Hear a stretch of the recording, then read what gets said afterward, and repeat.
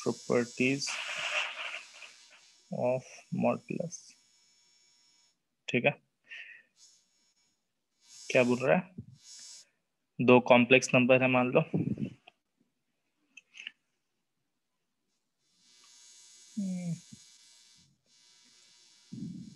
क्या क्या लिखो, चलो मॉड जेड इक्वल टू 0 अगर बोल रहा है, इसका मतलब क्या हुआ?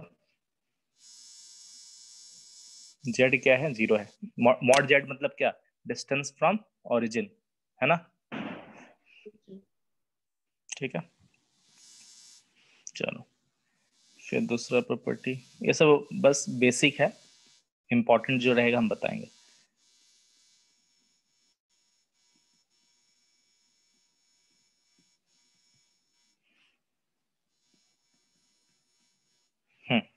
वैसे बोल क्या रहा है? जेड का मॉड लो या जेड के कॉन्जुगेट का मॉड लो या माइनस जेड का मॉड लो या माइनस जेड कॉन्जुगेट का मॉड लो, बात बराबर है। तो ये तो हम लोग ज्योमेट्री से देख सकते हैं। ठीक है, ये डिस्टेंस सेम होगा हर केस में। हाँ, तो सिंपल यही समझना है, मॉड जेड मतलब डिस्टेंस फ्रॉम ओरिजिन। ठीक है, मान लो अगर जेड इधर रहता है, ठीक है, अगर जेड इधर है तो जेड ये क्या हो गया? ओपी, ओपी हो गया mod Z. Minus B square. Z का कॉन्जुगेट करेंगे तो क्या हो जाएगा? यहाँ पे जाएगा, जेड का कॉन्जुगेट बोल रहे हैं, हाँ कॉन्जुगेट ही, तो ये इधर आ गया, है ना? तो ये मान लो ओ क्यू है, तो इस केस में भी क्या है? O Q mod Z. ठीक है, फिर माइनस जेड करने पे क्या आ जाएगा? Minus Z, Deflection of z about imaginary axis. ये हो जाएगा। ठीक है, माइनस Yes, जेड। sir. तो अगेन तुम देख रहे हो पी क्यू आर पॉइंट, अगर देख लो तो ओ आर भी क्या है? ओ आर का डिस्टेंस माइनस जेड का मॉड है, और माइनस जेड का कॉन्जुगेट ले लोगे तो ठीक है, P Q R S minus Z का। तो देखो distance from P Q R S to origin क्या है? तीन चारों का सेम ही है। ठीक है, तो ये ध्यान रखना, ये इंपॉर्टेंट हो गया। ठीक है, चलो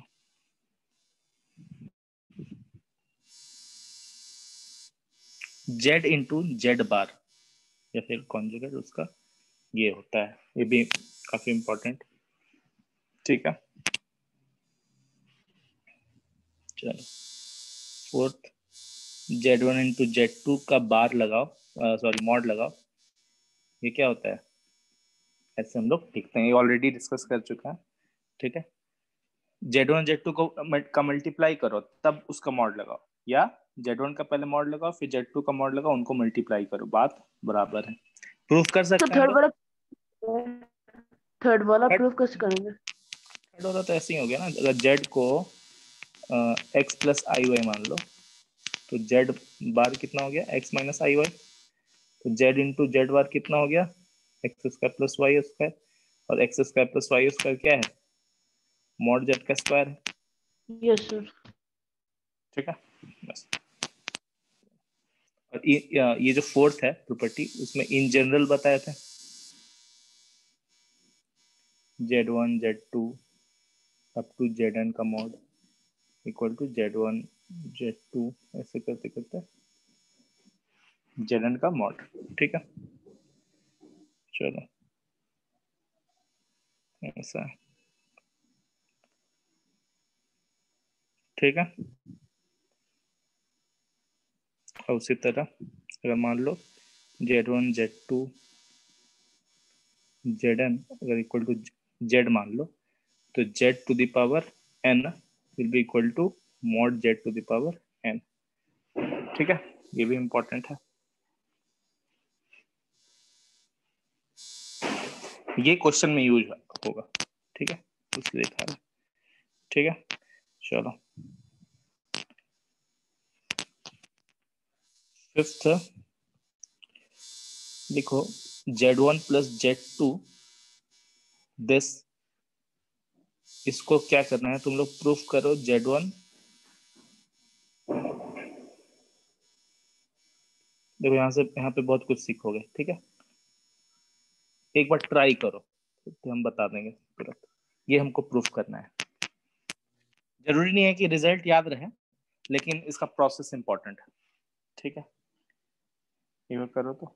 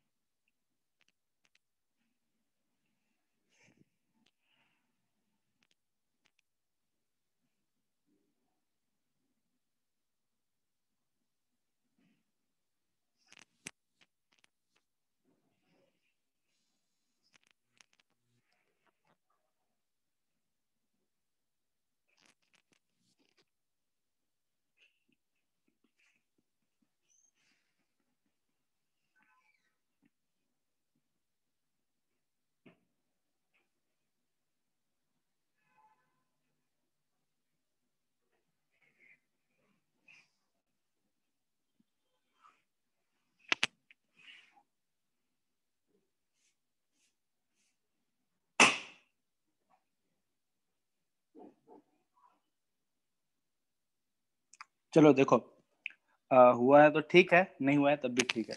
देखो पहली बात तो क्वेश्चन हम देख रहे हैं क्या, मॉड Z1 प्लस Z2 का स्क्वायर इक्वल टू दिस और दिस, ठीक है, Z1 इंटू Z2 बार।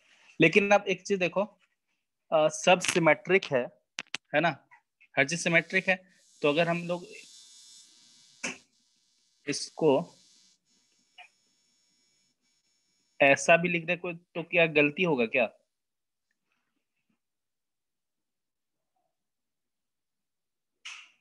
नहीं, कोई गलती नहीं है ना, ठीक है। चलो हम लोग प्रूफ करते हैं। आवाज आ रहा है? Yes sir. देखो Yes. जब भी देखे, ये तो मॉड है ना, मॉड Z1 प्लस Z2, एक तो ये नंबर है उसका स्क्वायर हो रहा है, ठीक है। तो जैसे ही नंबर है, तो अब देखो नंबर इंटू नंबर कैसे मल्टीप्लाई करे वो नहीं समझ में आ रहा है ना। तो इसको कॉम्प्लेक्स में चेंज करने के लिए, एक रियल नंबर है ना मॉड Z1 प्लस Z2, तो इसको चेंज करने के लिए सिंपल कौन सा प्रॉपर्टी यूज करना है, Z1 plus Z2, Z1 plus Z2 का बार। याद आया कौन सा प्रॉपर्टी है ये, Z into Z bar equal to mod Z का स्क्वायर।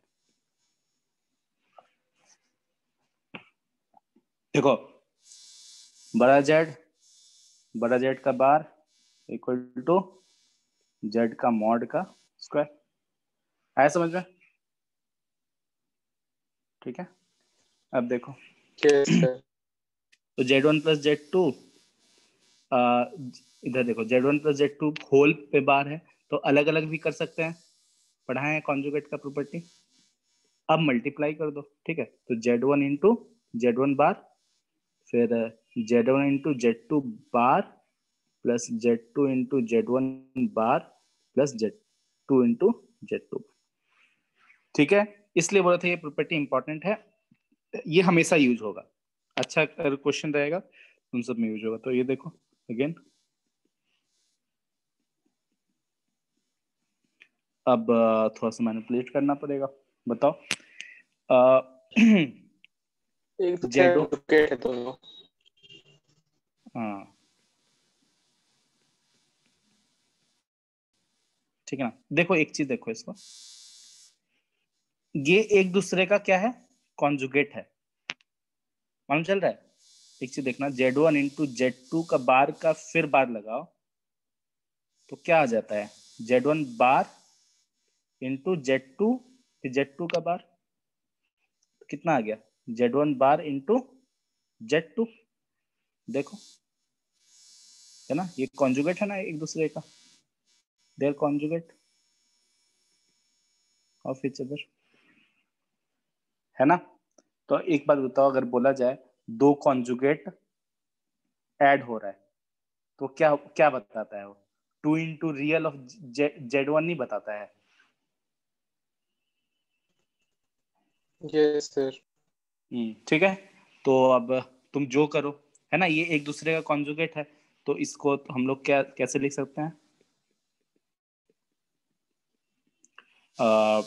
लिख दो, देखो इसको, 2 into real part of Z1 into Z2 बार, और इसके जगह पे क्या, Z1 square plus Z2 square plus 2 into real part of क्या, इसको भी लिख सकते हैं ये वाले को, Z1 बार इंटू Z2। ठीक है, प्रूफ हो गया।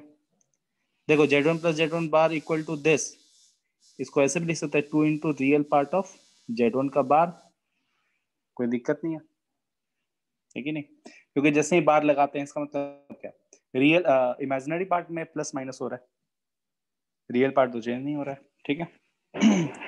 चलो, तो ये उसलिए इंपॉर्टेंट है ये लो फॉर्मूला, हर तरह का मैनिपुलेशन में देखिएगा। अगर इन केस अगर कोई रियल नंबर है ना, मॉड क्या है, मॉड Z1 प्लस Z2, वो क्या है, नंबर है, तो उसको हमको क्या करना है, मैनिपुलेट करना है कॉम्प्लेक्स नंबर के फॉर्म में। तो अब क्या करेंगे, उसको उसको चेंज करने के लिए Z इंटू Z का बार कर देंगे। ठीक है, ये वाला फॉर्मूला लगा देंगे। चलो, इसी तरह नेक्स्ट क्वेश्चन, नेक्स्ट प्रॉपर्टी, ये कौन सा प्रॉपर्टी था, फिफ्थ, सिक्स्थ कर लो। Z1 माइनस Z2 का square equal to Z1 mod square Z2 mod square minus 2 real of Z1 into, कर लो जल्दी जल्दी, 1 मिनट दे रहे।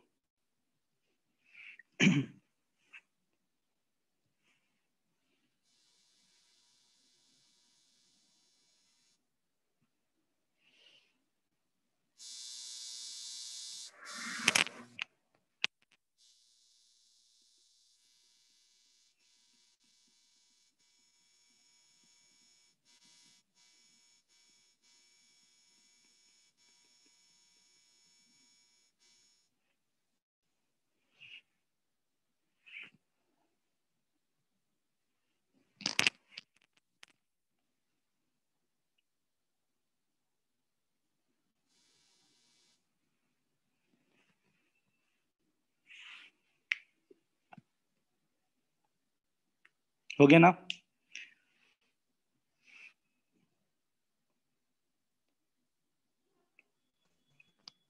Yes, sir. सतवां भी देख लो।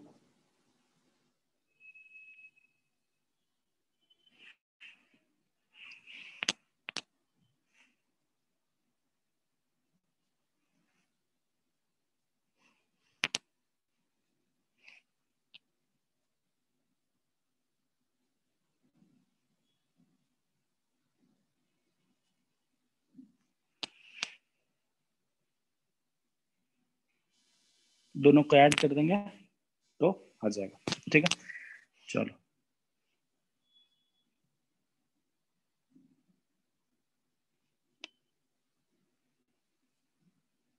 ठीक, चलो, ये सब था प्रॉपर्टीज हम लोग का मॉडुलस का। तुम लोग को आर्गुमेंट पढ़ाए थे है ना, चलो वो भी एक बार लिखवा देते हैं।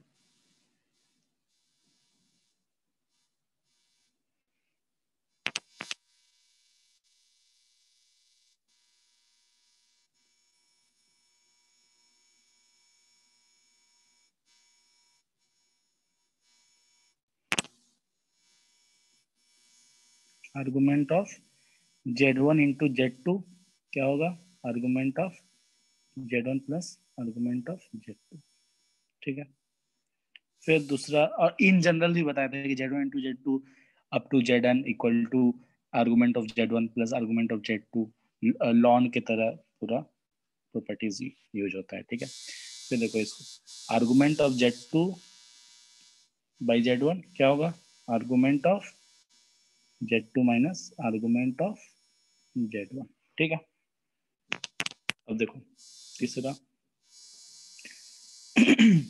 आर्गुमेंट ऑफ Z बार बोला जाए या कॉन्जुगेट बोला जाए तो क्या होगा, वो माइनस आर्गुमेंट ऑफ Z होगा, ठीक है। कैसे होगा फिर बताएगा, ज्योमेट्री से देखो पूरा। उसका रिफ्लेक्शन है। ये Z है, ये थीटा बताता है आर्गुमेंट, ठीक है। तो ये क्या है, ये हमारा Z बार है, तो इसका कॉन्जुगेट क्या हो जाएगा, माइनस थीटा होगा, सॉरी इसका आर्गुमेंट माइनस थीटा, बस इससे देख सकते हो, ठीक है। तो मान लो बोला जाए आर्गुमेंट ऑफ 1/Z के, तो ये कैसे निकालेंगे,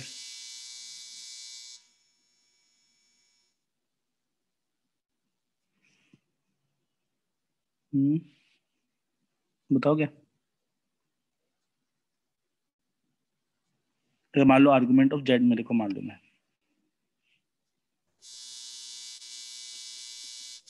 that is theta is known। देखो तो।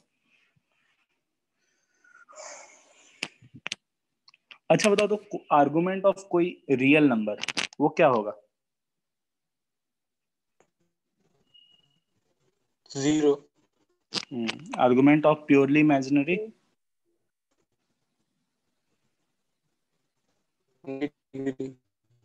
हाँ -90 होता है, हाँ, -π/2 और π/2, π/2। ठीक।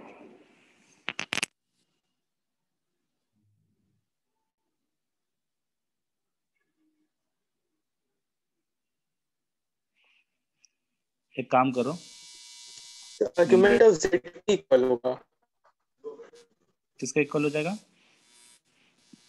Argument of Z। इसको ऐसा हम लिख सकते हैं ना, सिंपल सा है कि नहीं, आर्गुमेंट ऑफ 1 मतलब real, 0 minus argument of Z बार, तो ये अगेन क्या हो जाएगा, आर्गुमेंट ऑफ Z हो जाएगा, नहीं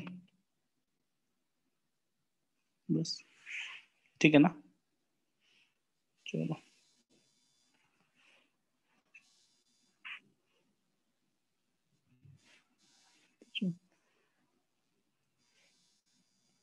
देखो ऐसा कुछ याद वाद करने का नहीं है, वो बस थोड़ा आइडिया रखना है तुम लोग को, ज्योमेट्री से समझो हर चीज, कुछ याद नहीं करना है, ठीक। तो मान लो आर्गुमेंट ऑफ Z/Z बार, ये क्या हो जाएगा, 2 इंटू आर्गुमेंट ऑफ Z,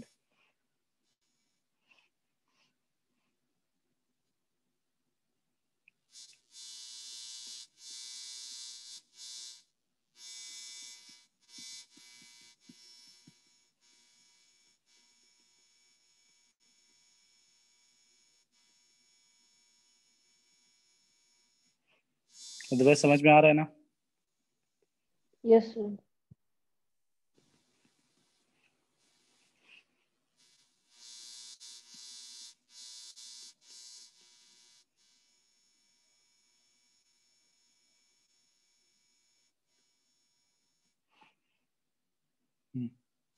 ठीक है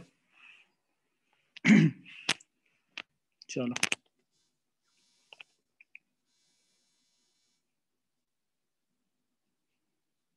हो गया,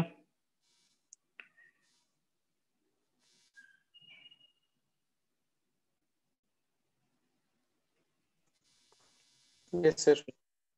ठीक। चलो अब हम लोग ज्योमेट्री देखते हैं थोड़ा बहुत।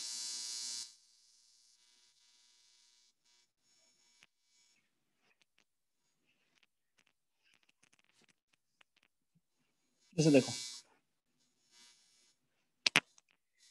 Z equal to R E I theta होता है। थीटा क्या बताता है, आर्गुमेंट बताता है। आर क्या बताता है, डिस्टेंस फ्रॉम ऑरिजिन। ठीक है, तो अगर पॉइंट कोई जेड है तो ये हमारा बता दिया आर, ये हो गया थीटा। ठीक है, अब जो नेक्स्ट, मान लो जेड एक पॉइंट है और एक ए एक पॉइंट है, ये भी कॉम्प्लेक्स नंबर है। ठीक है, कॉम्प्लेक्स नंबर मतलब क्या, रियल भी हो सकता है, इमेजिनरी भी हो सकता है। ठीक है, प्योरली मिक्स्ड भी, कुछ भी। ठीक है, कॉम्प्लेक्स नंबर है। तो जेड माइनस ए क्या बताता है, जैसे देख लो। ठीक है, जेड को, ये एक फिक्स्ड है, ये फिक्स्ड मान लो।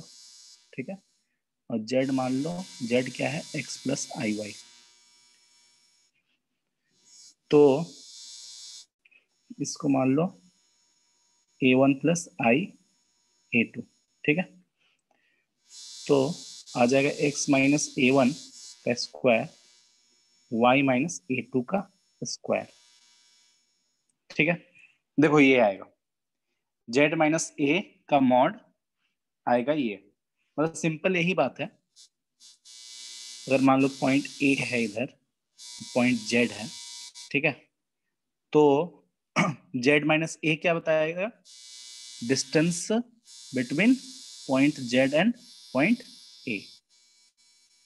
ठीक है, जो मॉड जेड क्या था, वो डिस्टेंस फ्रॉम ओरिजिन था और पॉइंट जेड। ठीक है, इसको तुम लोग ऐसे भी देख सकते हो, जेड माइनस जीरो मतलब डिस्टेंस फ्रॉम ओरिजिन, और इस जेड मॉड जेड माइनस ए मतलब डिस्टेंस फ्रॉम पॉइंट ए। ठीक है,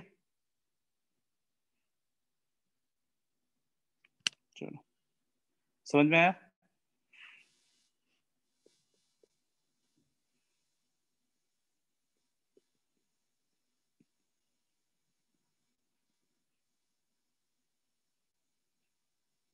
पॉइंट ए, ठीक है, चलो आया समझ में। ठीक, देखो अब अगर हम तुमसे बोलते हैं नेक्स्ट, बोला जा रहा है कि argument of Z equal to theta which is constant, अगर ये बोल रहा है। ठीक है, थीटा कोई गिवन कांस्टेंट है और जेड वेरी कर रहा है, तो बताओ क्या होगा आर्गुमेंट ऑफ जेड।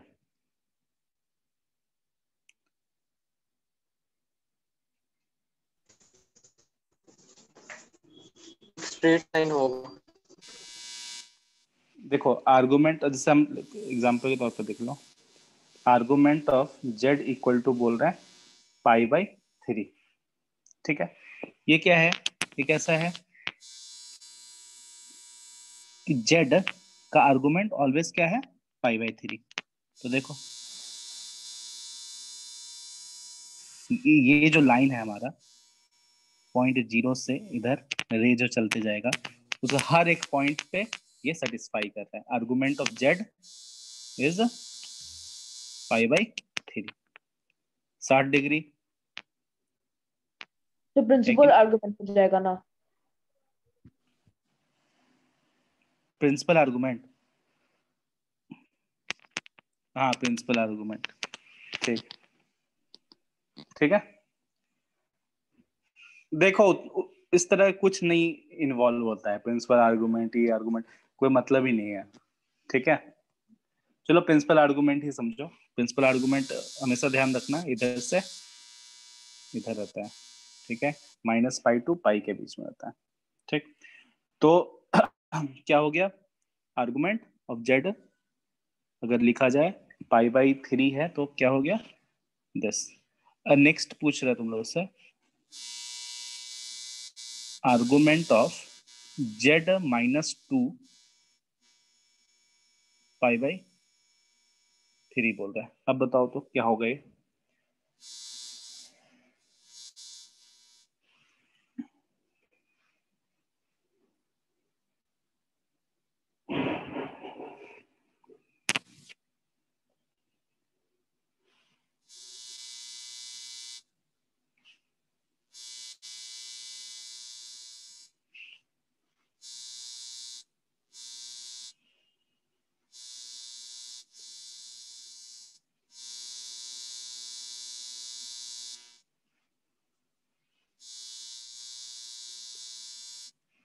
ठीक है। Z-2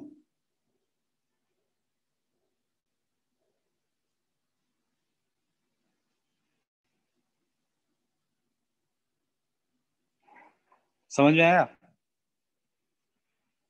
अच्छा, हम डिस्कस किए थे क्या वेक्टर को लेकर? नहीं किए थे?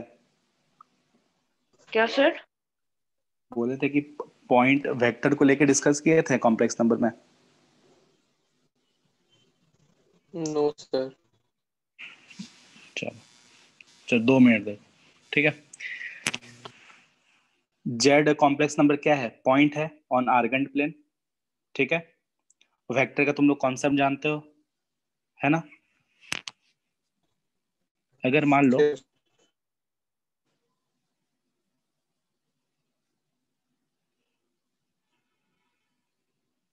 ठीक है, तो देखो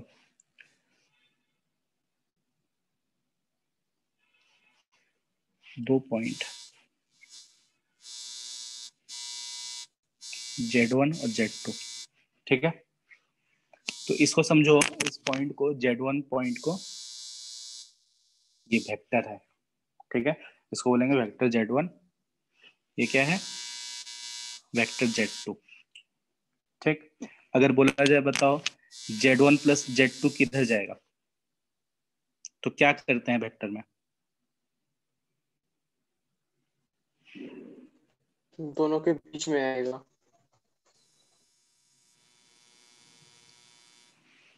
ये हो गया Z2। ये कौन सा पॉइंट हो, ये क्या हो गया? Z1 प्लस Z2, ठीक है।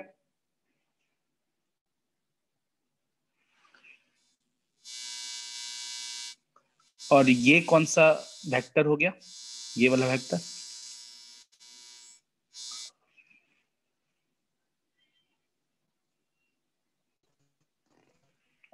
सर पैरेलल शिफ्टिंग की तो वेक्टर नहीं चेंज होगा।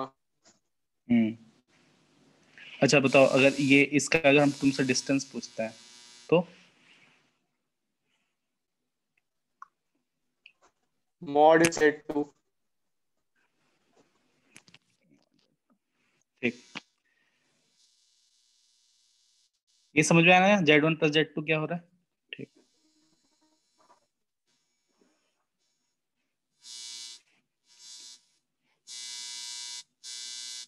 ये Z2 है और Z1 है, ठीक है। अगर हम लोग को क्या मालूम है, ये कौन सा वेक्टर है? Z1, ये है Z2।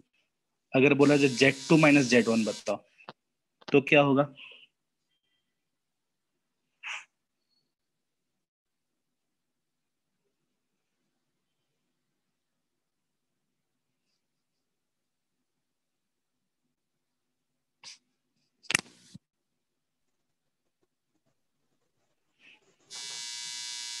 ये होगा ना, भले तो सर शिफ्ट कर दो। Z2 क्या होगा? कौन सा होगा? सर Z1 प्लस Z2 क्या होगा? Z1 प्लस Z2 ये है। अच्छा, इस डायग्राम में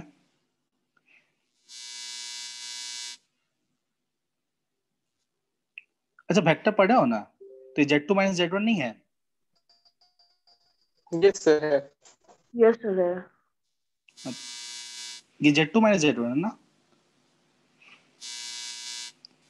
और Z1 प्लस Z2 ये होता है। Yes sir. Yes sir. Hmm, ठीक है। तो अब देखो, अब इसी तरह से हमको ये समझना है इसमें Z माइनस Z2 क्या होगा। मान लो कोई पॉइंट है Z माइनस Z2, ये एक वेक्टर है जो पॉइंट कहाँ है, Z से माइनस Z2, ठीक है। ये इसका आर्गुमेंट क्या बता रहा है? पाई/3 बता रहा है, ठीक है। चलो आगे नहीं समझ में आ रहा तो आगे देखते हैं और एक दो क्वेश्चन करते हैं, एग्जाम्पल से ही पता चलेगा।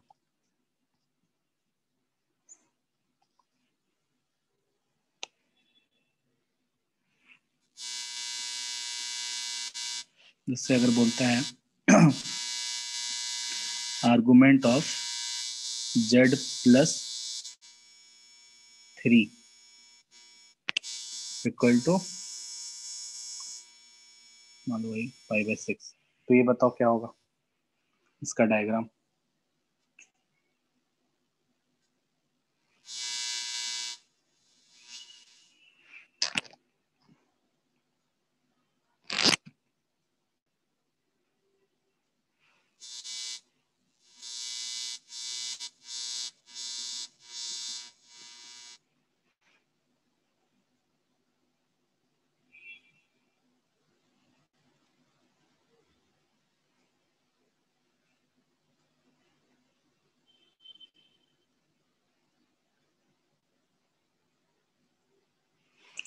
याद करना, जो आर्गुमेंट ऑफ जेड था इक्वल टू, जब हम लोग लिखते थे π/3, तो ये आर्गुमेंट जेड माइनस 0 था, तो ये 0 से पास करते हुए जा रहा था Z.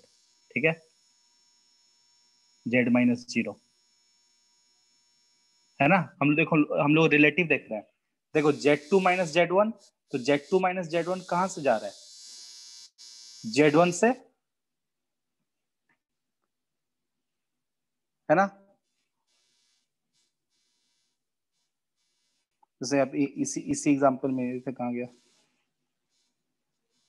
Z1 minus 2, Z minus 2, तो ये कौन सा किस पॉइंट से जा रहा है? 2 पॉइंट से जा रहा है, Z माइनस 2 रिलेटिव।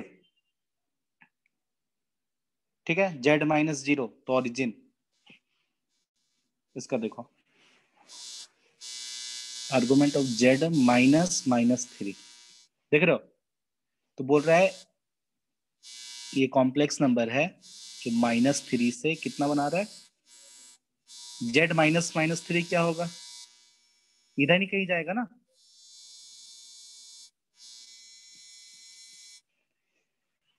Z+3 क्या है? एक कॉम्प्लेक्स नंबर है।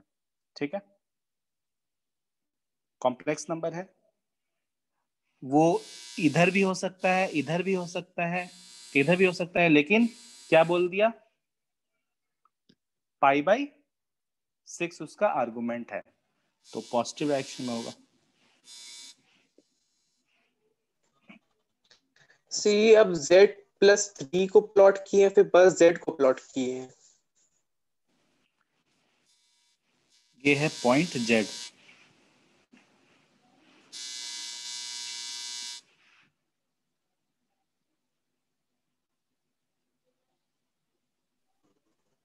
अच्छा सर, मतलब यही चीज है कि अगर वहां पे कहीं कॉम्प्लेक्स नंबर Z लाई कर रहा है तो फिर उसका रियल पार्ट को लोग 3 इंक्रीज करेंगे तो फिर वो 3 राइट में शिफ्ट होगा, तो फिर जो उस समय वो एंगल बनाएगा वो π/6 ही रहेगा, तो फिर वो वही Z देखो होगा। देखो देखो देखो, ठीक है, एक मिनट, नहीं समझ रहे, और एक तरीके से देखो। Z इक्वल टू अगर REI थीटा बोलता है, ठीक है, तो थीटा बता रहा है उसका स्लोप विथ रियल एक्सिस। ठीक है, और R अकॉर्डिंग टू वेरी करेगा, पता नहीं Z अगर उसका R हम लोग कांस्टेंट नहीं रख रहे तो। ठीक है, तो अगर मान लो थीटा अगर बता दिया, थीटा इक्वल टू π/3 है, तो क्या होगा? ये Z -0 है, तो वो एक्चुअली क्या है? 0 से जा रहा है। देखो इसका रेफरेंस हो गया 0, बात समझ में आया? 0 रेफरेंस हो गया, और थीटा क्या है? π/3 है, तो ये ऐसे चला गया, ऐसे चलते गया चलते गया। अब जैसे ही R अगर बोल दिए R इक्वल टू 1, तो यहाँ पे रुक गया, विच इज 1। अगर बोलते हैं R इक्वल टू 2, तो इधर चला गया। बात समझ में आ रहा है? ठीक है, अब जैसे अब ये देखो, Z -2 अगर बोल रहे हैं, Z -2 equal to REI theta, ये भी कॉम्प्लेक्स नंबर है Z -2। Yes sir. ठीक है, Z -2 कॉम्प्लेक्स नंबर है, उसको क्या लिखे? REI theta.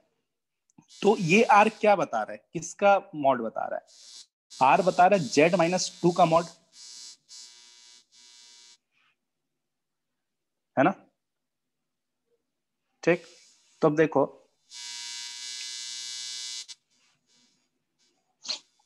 R किसका मॉड बता रहा है? Z -2 का मॉड। ठीक है, तो अब अगर मान लो कि थीटा, फिर अगेन बोल रहे कि अगर π/3 है, तो Z -2 यहाँ पर रेफरेंस क्या है? 2 है, ठीक है। तो 2 से क्या है, z माइनस 2, तो जाएगा z इधर इधर कहीं, ठीक है। z माइनस 2 किधर से किधर हो सकता है, और थीटा अगर लिखा हुआ है π/3 तो इधर ही जाएगा ना, इस साइड में। अब डिपेंड करता है r क्या है, ठीक है। अब देखो z minus 2 equal to E I theta, अगर ई आई π/3 अगर बोल रहा है, ठीक है। तो मॉड क्या है, 1 है। तो यहां पर तो ये पॉइंट क्या बता देगा, ये z1 बता देगा।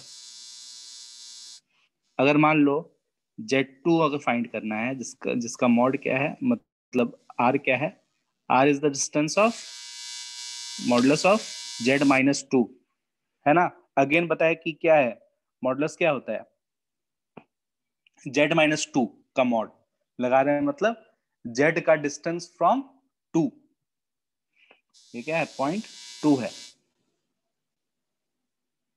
ठीक है। तो ई आई π/3, तो देखो, तो ये क्या आ जाएगा, ये डायग्राम हो गया z2। तो ये पॉइंट बता दिया। लेकिन अगर मान लो कि r कांस्टेंट नहीं रखे, मतलब कांस्टेंट नहीं है, वेरिएबल है, तो वो रे में चला गया, है ना। एक लाइन लाइन लाइन नहीं बन गया, मतलब एक रे बन गया जो पास कर रहा है 2,0 से। समझ में आया बात।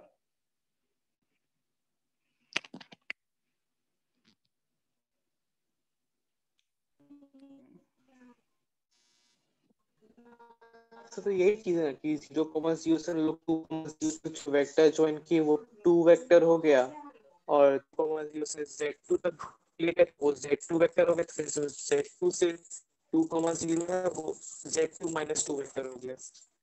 देखो सिंपल इस तरह से समझ लो अब कि ठीक है, वो रेफरेंस हो गया, है ना। हम लोग सिंपल अगर z ले रहे हैं, ठीक है, z का मॉड ले रहा है अगर, तो वो क्या है, डिस्टेंस फ्रॉम ओरिजिन हो गया। अगर z माइनस 2 का मॉड ले रहा है, तो ये क्या हो गया, डिस्टेंस फ्रॉम 2 हो गया, है ना, डिस्टेंस फ्रॉम 0.2, ठीक है। ऐसे देखो, चलो आगे, अभी रुको, अभी तुरंत एक ही बार में सब कुछ नहीं सीख लोगे, स्टेप बाय स्टेप चल रहा है, ठीक है। ये हो गया।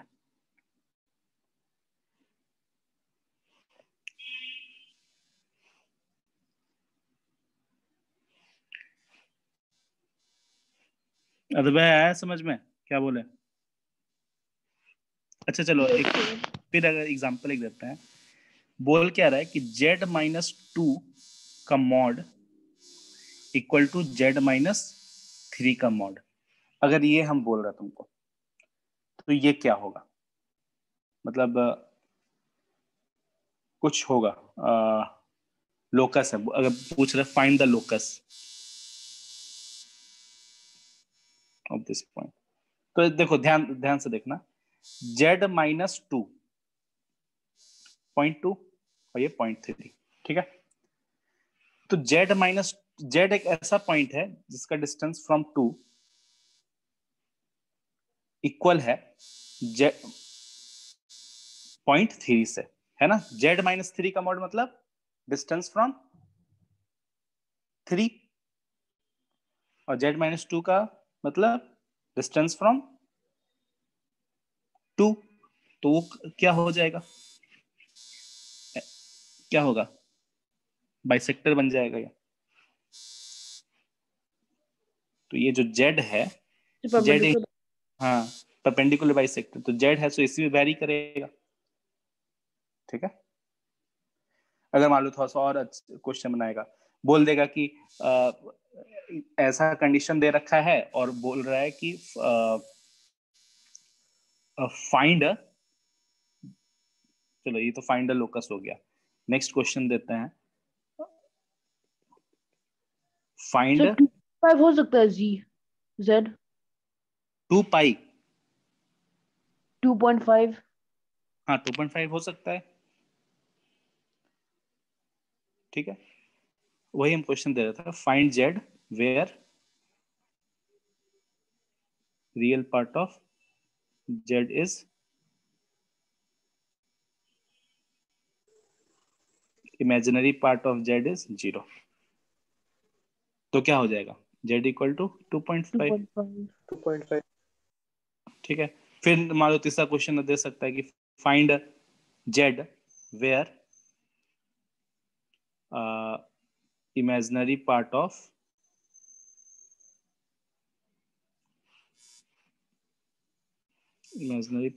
Z is I. तो इससे भी तो निकाल सकते हो फिर, ये आई है तो बस। कैसे करोगे बताओ? सर इमेजिनरी पार्ट तो 1 होगा ना। हाँ सॉरी सॉरी सॉरी सॉरी, बताओ कैसे करोगे?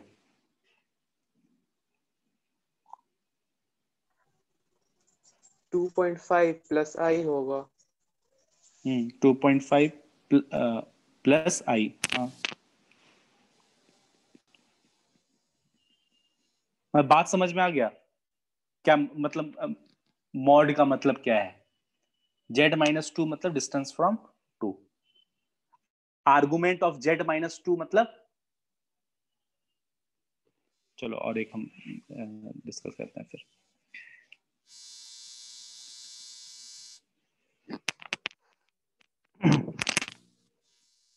वे बोलते हैं कि argument of z-4 equal to π/3 है। तो पूछ रहा है क्वेश्चन में, find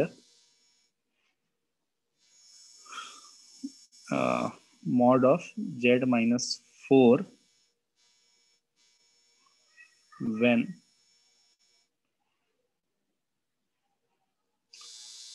r equal to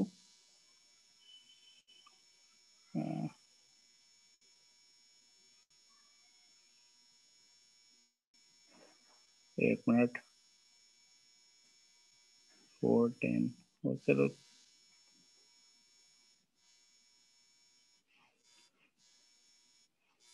when mod z equal to 12। जैसे ये क्वेश्चन है, बात समझ में आ रहा है क्या है, क्या बोल रहा है? क्वेश्चन दिया हुआ है ये कि argument of z-4 equal to π/3। ठीक है, तो बोल रहा है कि find z-4 when mod z is equal to 12। तो देखो हम डायग्राम बनाएंगे, हो सकता है क्वेश्चन में थोड़ा सा मतलब कैलकुलेशन ना होता है उतना अच्छे से। चलो ये पॉइंट है 4, z-4, ठीक है, ये चलते जाएगा, है ना? और ये π/3 हो गया आर्गुमेंट पे तो हम लोग कंफर्म है ना, उसलिए ये रे बन गया। ठीक है, अब बोला कि फाइंड z-4। मान लो यहाँ पे कहीं ये पॉइंट क्या है? ये सब पॉइंट z है। ठीक है, ये सब पॉइंट z है। ठीक है, तो z-4 ये हो गया। तो बोल रहा है कि z-4 का मॉड फाइंड करना है when mod z equal to 12। बात समझ में आ रहा है? तो मॉड z क्या होगा बताओ तो? मान लो अगर z इधर है तो मॉड z ये है ना डिस्टेंस OP। Yes sir. हाँ, तो मॉड ये क्या है? मॉड z-4 है। बात समझ में आया? मतलब ये वाला, चलो OP सॉरी Q मान लो इसको, तो PQ तो क्या है? मॉड z है।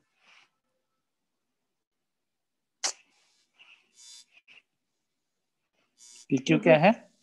z-4 का मॉड है। ठीक है, और OP क्या है? मॉड z है। तो अगर फाइंड करना है फाइंड हो सकता है ना? तो देखो ये क्या है? 12 है। देख लो प्रॉपर्टीज लगा के, ये 4 कितना हो जाएगा?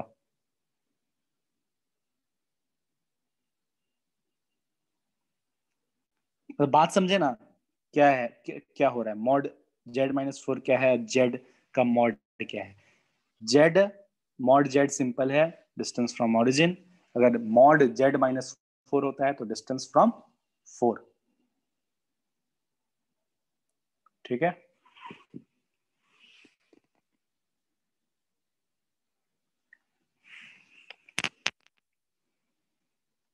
बना रहे हो क्या, आगे बढ़े? बढ़ जाइए सर आगे। बढ़ जाए। Yes sir.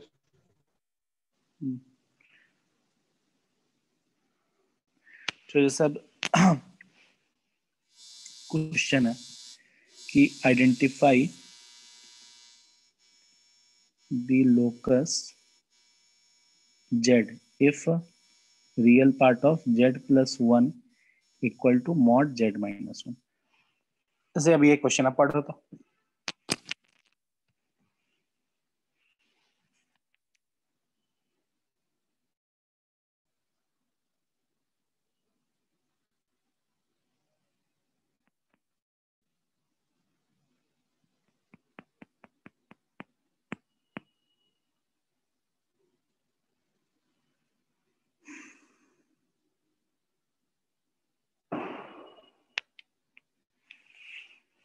जैसे देखो अब इसको कैसे बनाया जाए, तो z के जगह पे क्या पुट करेंगे, x प्लस आई वाई पुट कर दो, ठीक है।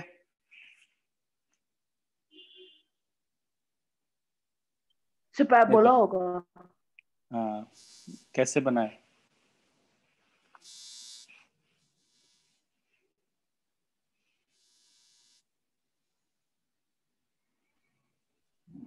डिस्टेंस।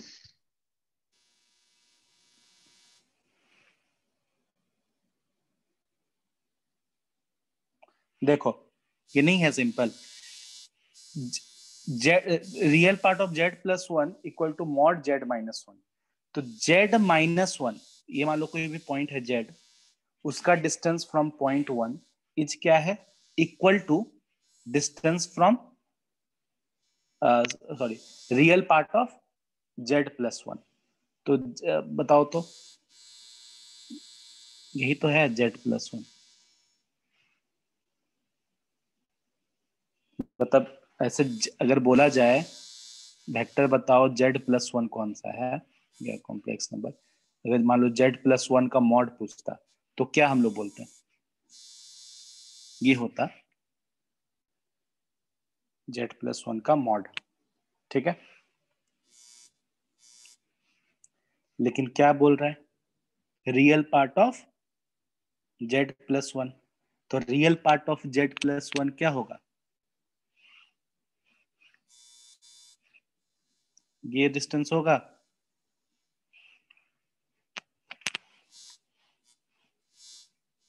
जैसे कोई कॉम्प्लेक्स होता है x कॉमा वाई जेड, ये हो गया मॉड जेड।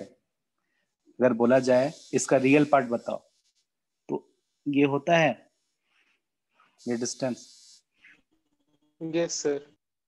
तो ये क्या हो गया, तो real part of Z plus 1 is equal to distance from point 1, मतलब 1,0। तो क्या है, ये है ना डेफिनेशन है, बेसिक डेफिनेशन इसका पाराबोला का। फोकस से डिस्टेंस क्या होता है, डायरेक्ट्रिक्स के डिस्टेंस से इक्वल होता है, नहीं।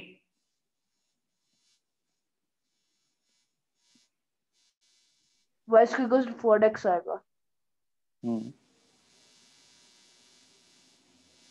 यही तो है डिस्टेंस फ्रॉम 1,0, तो ये यही तो है a equal to 1, Y square equal to 4x।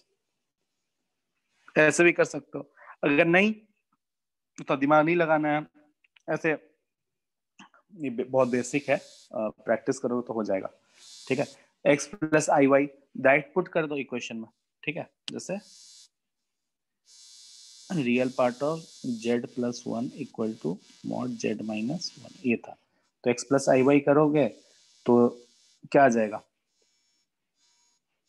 z equal to अगर x प्लस आई वाई मान लो तो आ जाएगा हमारा x प्लस 1 रियल पार्ट और x माइनस 1 का whole square plus y square, ऐसा। तो तो कितना आ गया, x square plus 2x plus 1 equal to x square minus 2x plus 1 plus y square. तो this y square equal to 4x आ गया।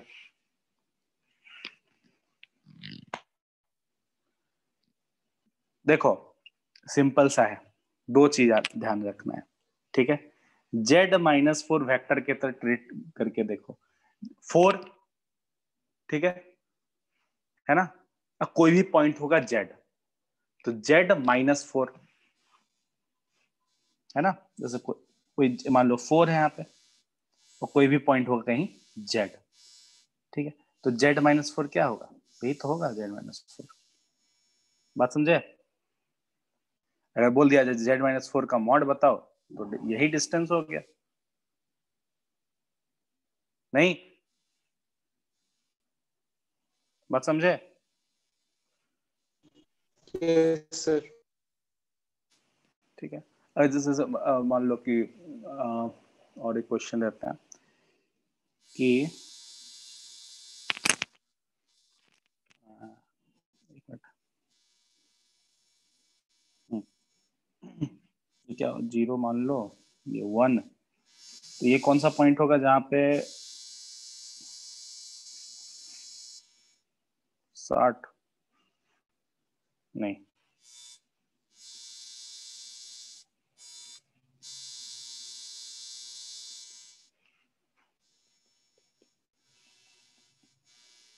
जैसे हम क्वेश्चन तुमसे पूछते हैं, क्वेश्चन दे रखा है if argument of z minus 1 equal to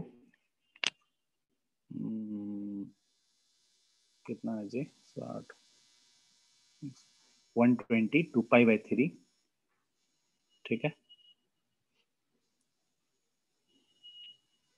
and mod z1 minus 1 equal to mod z, then find argument of z। ये फाइंड करना है, बताओ।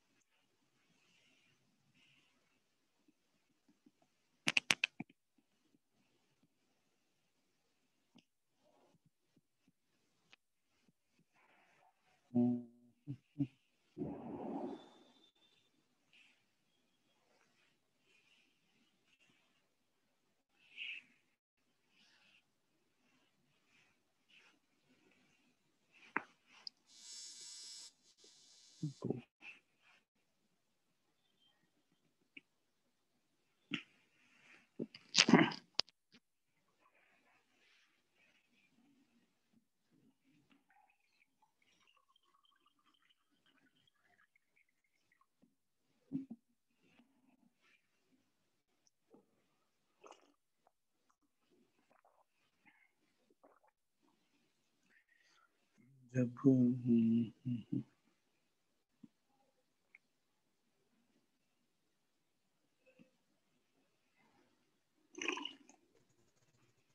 5/3। कैसे कैसे बना है? Yes, sir, π/3. One So graph comma बना के जीरो और 0 का डिस्टेंस इक्वल होगा और आर्ग्यूमेंट फिक्स्ड है, तो जहाँ दोनों इंटरसेक्ट करेगा वहां पे π/3 एंगल।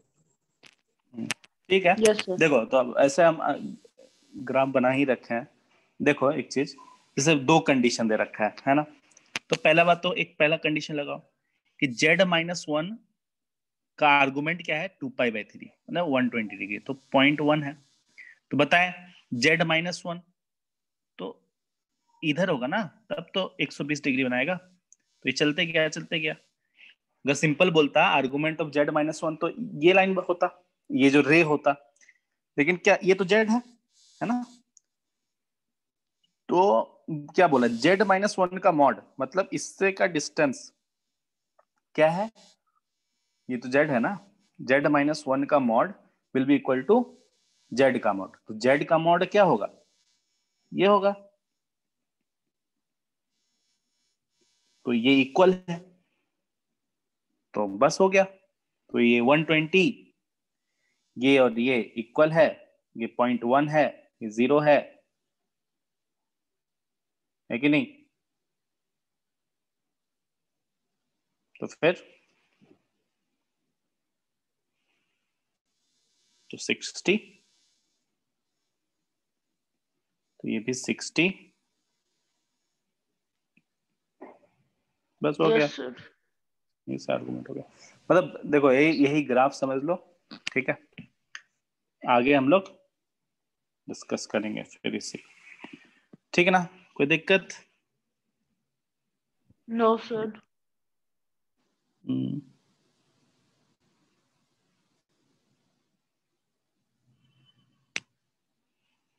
चलो अब जैसे देखो,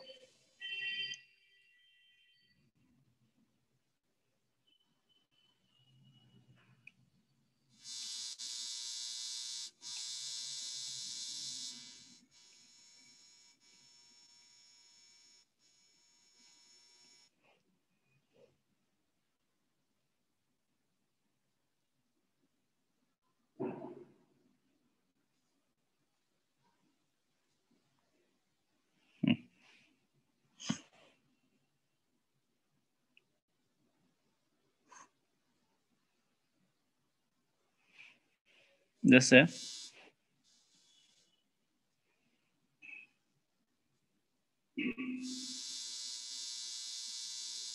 दो लाइन है मान लो, ठीक है,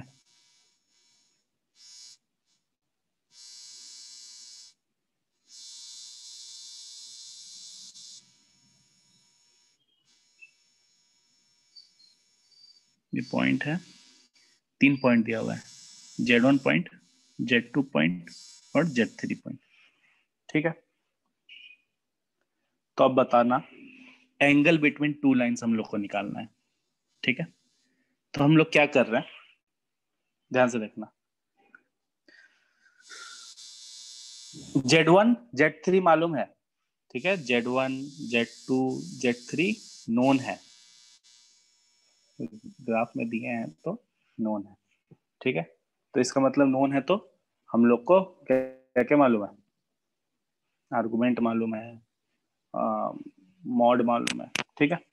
चलो तो अब जैसे एंगल बिटवीन टू लाइंस पर निकालना है तो हम लोग क्या करेंगे,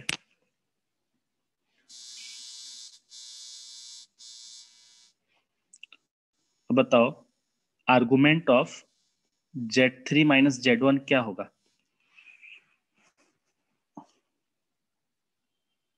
Z3 माइनस Z1,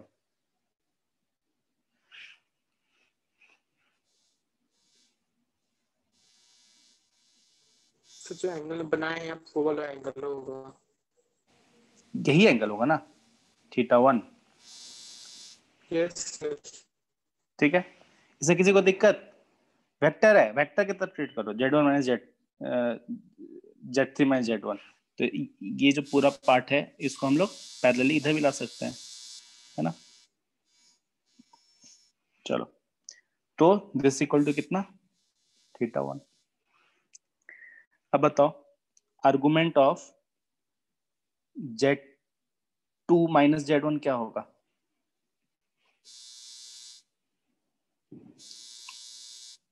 θ2 होगा। Yes sir. अब मेरे को थीटा फाइंड करना है, तो थीटा क्या होगा, θ1 minus θ2, theta is equal to θ1 minus θ2, which is argument of Z3 minus Z1, argument of Z2 minus Z1,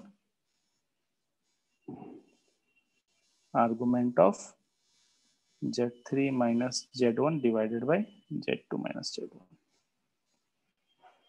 देख लो ध्यान से देखना।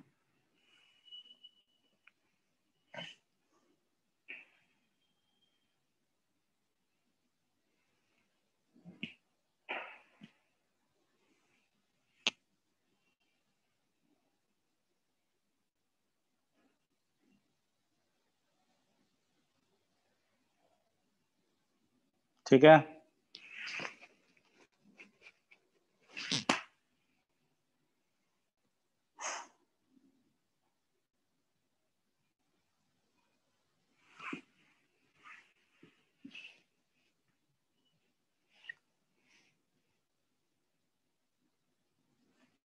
तो देखो सिंपल Z1 Z2 Z3 मालूम है तो तुरंत हम लोग क्या कर सकते हैं, फाइंड कर सकते हैं एंगल बिटवीन टू लाइंस।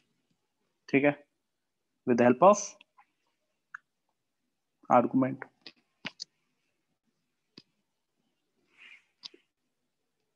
ठीक है,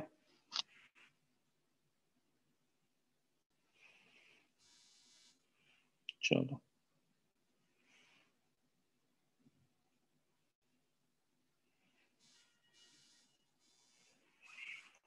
अब एक चीज और बताते हैं,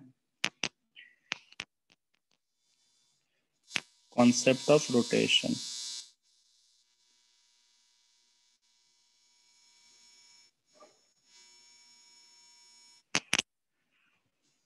आवाज आ रहा है, सुन रहे हो? Yes sir. Yes sir. देखो ध्यान देना, अगर अगर हम लोग ई आई थीटा मल्टीप्लाई करते हैं कोई भी कॉम्प्लेक्स नंबर में, ठीक, तो वो क्या होगा, थीटा एंगल रोटेट कर जाएगा एंटी क्लॉकवाइज। ठीक है, जैसे देखो एग्जांपल के तौर पे 1 है, ठीक है, तो ये 1 वेक्टर है ना, 1 क्या है, यही है ना, 0 से 1 माइनस 0 1। अब 1 में अगर ई आई पाई बाई 2 अगर मल्टीप्लाई कर रहा है, कितना, ई आई पाई बाई 2, तो वो क्या हुआ, 1 रोटेट कर गया किधर, इस साइड, कितना एंगल, पाई बाई 2 एंगल। 90। हाँ, तो क्या बन गया बताओ तो, आई बन गया। देखो तो इसको तुम सॉल्व करो, 1 इंटू कॉस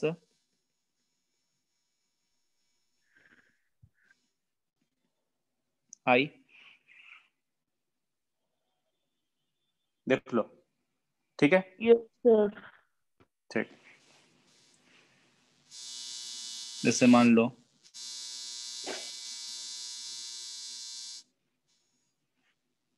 अब कैसे रोटेट करता है, तो इसको भी एग्जांपल के तौर पे दे देते हैं। ठीक है, अगर मान लो कि z एक कॉम्प्लेक्स नंबर है विच, जिसको हम लोग कैसे दिखा रहे हैं, R cos theta plus I R sine theta, ऐसे ही दिखाएंगे,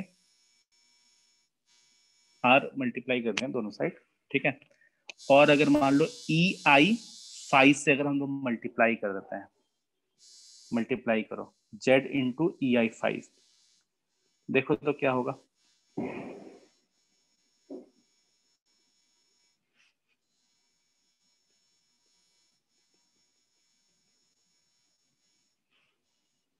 आइलर से क्या हो जाएगा, ई आई थीटा है ये, इंटू ई आई 5 है, तो R into E I theta plus 5 हो गया,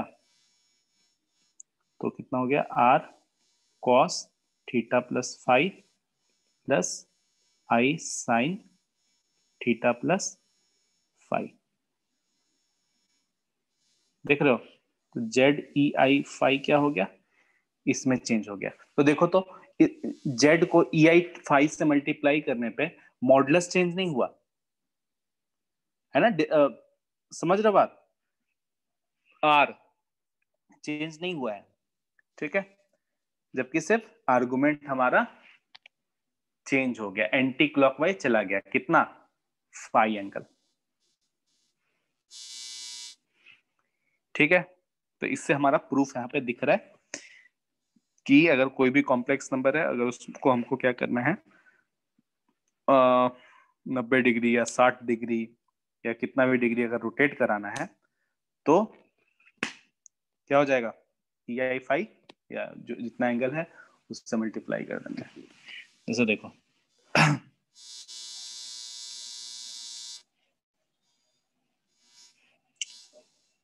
जैसे अगर हम बोलते हैं कि कॉम्प्लेक्स नंबर है Z+6i, ठीक है, इस कॉम्प्लेक्स नंबर को क्या करना है, हमको 90 डिग्री रोटेट कराना है एंटी क्लॉकवाइज। तो बताओ तो न्यू कॉम्प्लेक्स नंबर क्या होगा after rotation, after rotating 90 degree anti clockwise,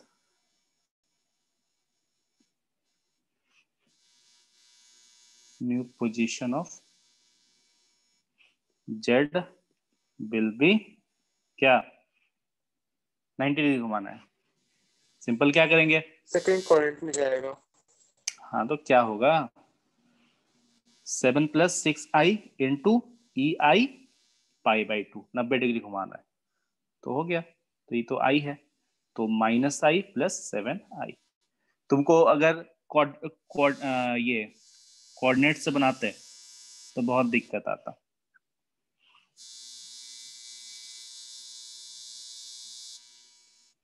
बात समझ में आया, ये π/2 ठीक है। Yes sir. ट्राई कर सकते हो, तुमको चेक करना है तो अगर इसको कोऑर्डिनेट में चेक करना है तो 6,7,6 समझो, इसको -6,7 समझो, इसका स्लोप देखो तो स्लोप ऑफ दिस ये लाइन 6/7, इसका स्लोप देखो -7/6, मल्टीप्लाई करो, -1 आ रहा है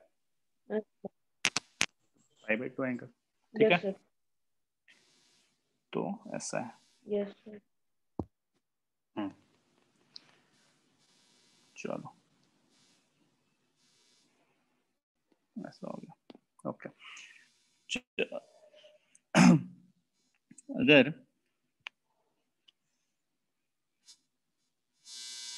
क्वेश्चन देते हैं एग्जाम्पल ये,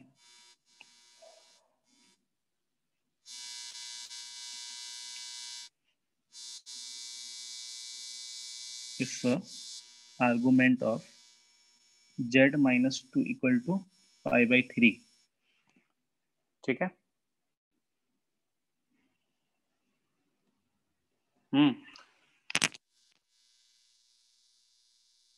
then find the imaginary part of Z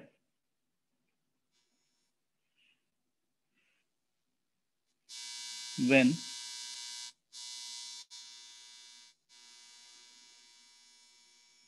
Z-2 is multiplied by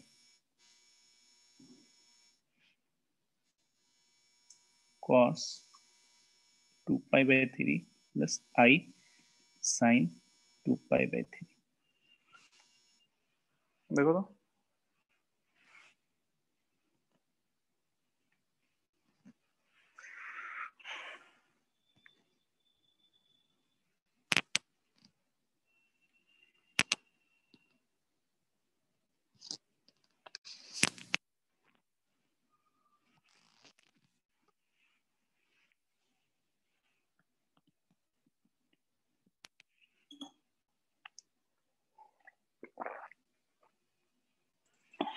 to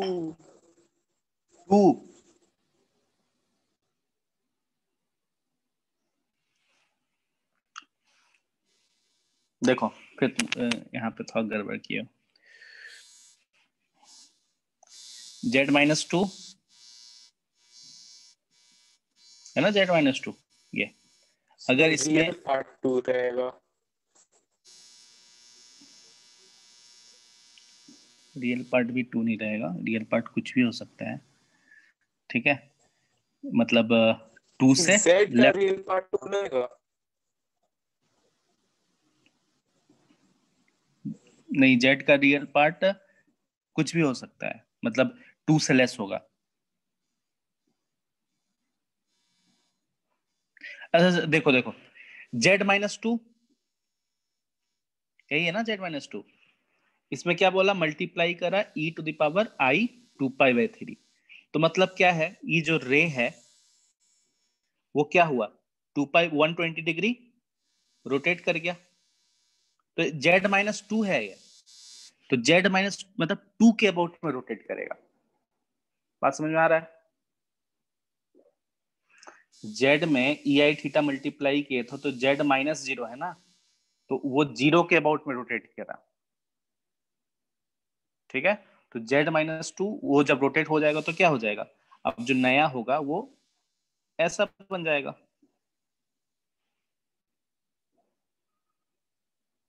समझ आया क्या हुआ? तो इस केस में बताओ तो इमेजिनरी पार्ट ऑफ z क्या हो गया, 0। और रियल क्या होगा, real will be less than 2।